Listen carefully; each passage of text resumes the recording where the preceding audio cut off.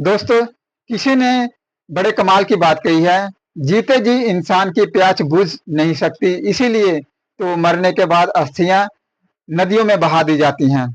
नमस्कार दोस्तों, मैं हूं मोहन कुमार। आप देख रहे हैं मेरा YouTube channel real speaking official 2।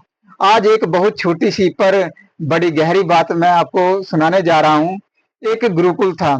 एक दिन गुरु जी ने अपने दो शिष्यों को बुलाया और कहा, बेटा, सामने पहाड़ी की चोटी पर मेरे एक मित्र का आश्रम है, जाओ उनका हालचाल जानकर वापस आओ।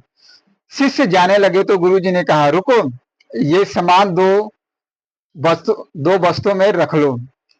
अपनी पसंद से कोई भी एक बस्ता उठा लो, उसे उसे भी साथ ले जाना। पहला शिष्य थोड़ा चतुर था, उसने सोचा खाली वाला बस्ता उठा लेता हूँ, रास्ता आराम से कटेगा। उसने खाली बस्ता उठा लिया और बोला, जो आ गया गुरुजी। फिर दूसरे शिष्य के पास बचा हुआ भारी बस्ता रखा था। गुरुजी ने समझाया, देखो, रास्ते में गांव आएंगे, जरूरतमंद लोग मिलेंगे। जिसके पास भरा हुआ बस्ता है, उसमें खाने पीने का सामान है, उसे रास्ते में बांटते हुए जाना। और तुम्हारे पास खाली बस्ता है, दूसरे के पास है, अगर रास्ते में तुम्हें कोई अच्छी आकर्षक चीज मिले तो उसे इस बस्ते में रख लेना और साथ ले आना। दोनों चल पड़े। चढ़ाई शुरू हुई। पहला गांव आया। जिसके पास भरा बस्ता था, उसने जरूरतमंदों को खाना बांटना शुरू किया। बस्ता हल्का हो गया, आधा रह गया। आगे फिर कोई मिला, फिर बांटा, बस्ता और हल्का हो गया। वहीं दूसरे शिष्य को रास्ते में चांदी के सिक्के मिले, उसने तुरंत भर लिए। अरे, उसने सोचा, इससे बढ़िया मौका क्या होगा। फिर तांबे के सिक्के मिले, वो भी भर लिए।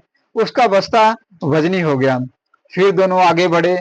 भरा बस्ता बड़ा आराम से चल रहा था। लोग उसे आशीर्वाद दे रहे थे, खुश रहो बेटा, बहुत अच्छा काम किया। उसका बस्ता बांटते बांटते लगभग खाली हो गया था और खाली बस्ते वाले को अब की बार सोने की ईंटें दिखी। उसका लालच बढ़ गया, सोने की ईंटें भी रख लेता हूँ, पूरा बस्ता भर लेता हूँ, उसने सोचा। उसने जितनी रख सकता था सब भर ली। अब बस्ता इतना भारी हो गया कि उसे चला ही नहीं जा रहा था। उसने सोचा, आश्रम जाकर क्या करूंगा, सीधा घर जाऊंगा और ये सारा माल अपने पास रख लूंगा। भरा बस्ता वाला शिष्य आराम से पहाड़ी की चोटी पर आश्रम पहुंच गया और दूसरा शिष्य सोने चांदी से भरे बस्ते के साथ रास्ते में ही बेहोश होकर गिर पड़ा। उससे एक कदम भी नहीं चला गया। गुरु के मित्र उससे उसे उठाकर आश्रम लाए। गुरु जी को तब पूरी बात पता चली तो उन्होंने दोनों को समझाया, बेटा, यही जीवन है। जो अपने बस्ते में से बांटते चलते हैं, उसका बस्ता हल्का हो जाता है और वो आनंद से जीते हैं। और जो सिर्फ भरते जाते हैं, लालच, क्रोध, मोह, लोभ, उनका जीवन भारी हो जाता है, कष्टमय हो जाता है और एक दिन वो गिर पड़ते हैं। तो दोस्तों, इससे हमें सीख मिलती है, जीवन में खुशियां बांटिए, जीवन आनंद में हो जाएगा। और अगर आप लालच, काम, क्रोध, लोभ, मोह भरते चलेंगे तो एक दिन सब ये भारी पड़ जाएंगे।